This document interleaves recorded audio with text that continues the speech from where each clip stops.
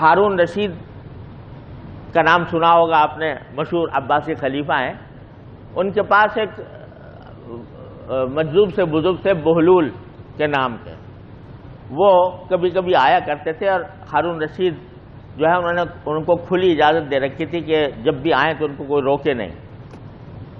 تو وہ دربار میں بیٹھے ہوئے تھے، ہارون رشید کو پیاس لگی اور انہوں نے پانی منگوایا، ہاتھ میں گلاس تھا، پینے کے لیے لے جانے لگے تو بہلول ایک دم سے آگے بڑھ کے کہا کہ یہ امیر المومنین ذرا ایک منٹ رک جائیے پانی پینے سے پہلے. وہ رک گئے کہ بتاؤ کیا بات ہے. کہا میں ایک بات پوچھنا چاہتا ہوں کہ یہ پانی کا گلاس جو ہے جو آپ کے ہاتھ میں ہے اور آپ اس کو پینے کے لیے لے جا رہے ہیں، یہ اگر آپ کو شدید پیاس لگی ہو اور یہ گلاس کا پانی کا گلاس میسر نہ ہو تو اس پانی کے گلاس کو حاصل کرنے کے لیے آپ کیا کچھ خرچ کر دیں گے؟ مطلب یہ کہ فرض کرو آپ صحرا میں ہیں، ریگستان میں، گرمی ہے، پیاس کی شدت ہے، پانی مانگنا چاہ رہے ہیں لیکن پانی مل نہیں رہا. کوئی آدمی آتا ہے کہتا ہے جی میں تو یہ گلاس پانی کا دوں گا نہیں جب تک کہ آپ مجھے یہ قیمت نہ دیں. تو کتنی قیمت آپ دے دیں گے اس پانی کے لیے؟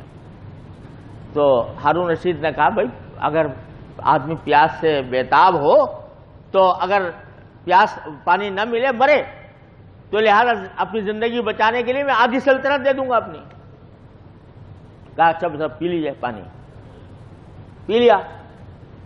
جب پی چکے تو پھر کہا امیر المومنین ایک سوال اور کرنا ہے آپ سے، وہ یہ کہ یہ پانی جو آپ نے ابھی پیا ہے یہ اگر آپ کے جسم میں رک جائے، باہر نہ نکلے، یعنی پیشاب بند ہو جائے، تو اس کو باہر نکالنے کے لیے کیا خرچ کر دیں گے آپ؟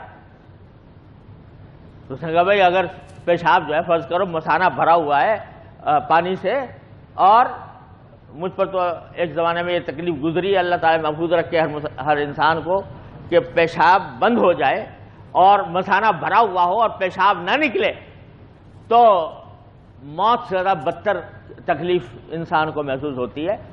تو ہارون رشید نے کہا کہ اگر نہ نکلے گا تو بھائی آدھی سلطنت اس پر خرچ کر دوں گا.